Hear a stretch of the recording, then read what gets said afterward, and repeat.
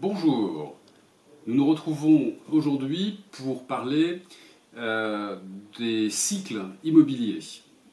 Alors, nous allons vous présenter un graphique pour cela issu du ministère du Logement que vous pouvez trouver vous-même sur Internet en tapant CGEDD, c'est un peu barbare, c'est le nom d'une officine entre guillemets du ministère du Logement qui fait ces statistiques.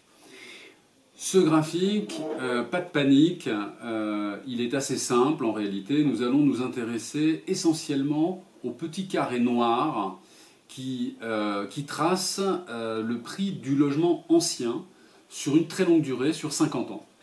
Donc nous allons remonter de 1965 à nos jours. Pourquoi ce grand coup de zoom arrière?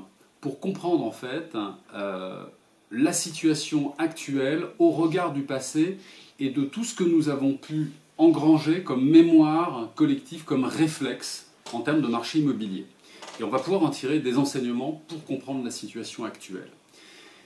Première constatation, quand on regarde ce graphique, on voit que pendant 30 ans, de la période 1965 à 1995 environ, on a vraiment des cycles immobiliers caractéristiques avec des petites vagues, un peu comme le clapot de notre belle Méditerranée, et des variations assez légères en fait, autour de moins 10%, plus 10%, ça monte, ça descend, ça monte, ça descend, mais de manière assez calme et de manière assez prévisible, et finalement autour de l'indice 1, donc finalement avec relativement peu de variations. Donc on est là dans un monde assez cyclique, rassurant, dans lequel on peut faire des prévisions assez raisonnables sur le fait que ça va remonter, ça va redescendre, etc.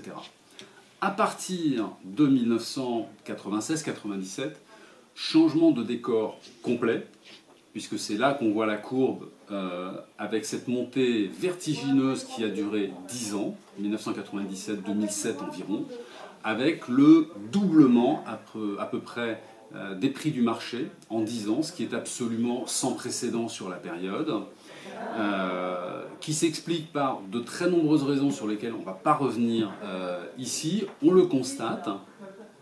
Et puis ensuite un accident de marché important en 2008. Alors 2008, je vous rappelle, c'est la crise financière, c'est la faillite de Lehman Brothers, c'est une crise de confiance, une crise du crédit très grave, mais très courte, puisque finalement la courbe repart à la hausse dès 2009, et pour culminer à nouveau en 2011 au même niveau qu'en 2007. Donc en fait, cet accident de marché, il n'aura duré que quelques années.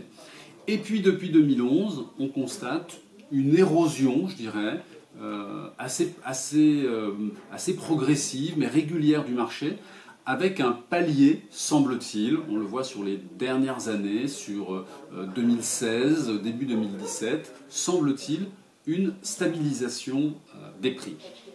Alors, en conclusion, qu'est-ce qu'on peut en retirer ?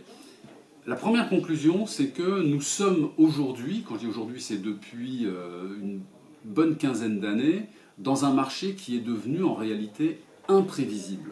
Il n'est plus possible aujourd'hui, comme c'était possible dans les années 70, dans les années 80, de faire des prévisions sérieuses sur le marché. Donc on prend le marché à un instant T.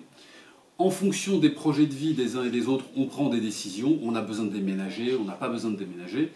Mais faire des prévisions ou des spéculations sur le marché, c'est risqué et ça n'a pas beaucoup de sens.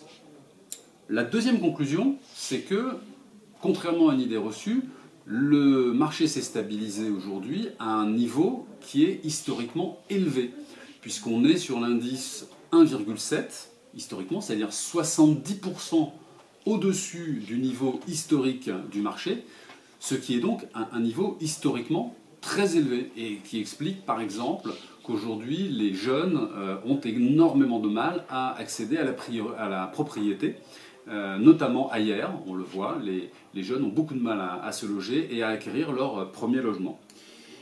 Et la dernière conclusion, c'est que si on doit regarder les facteurs de hausse ou les facteurs de baisse du marché, eh bien aujourd'hui en facteur de hausse on n'en voit pas vraiment beaucoup puisque l'ambiance générale, le marché économique, le marché de l'emploi ne montrent pas de grands signes de santé.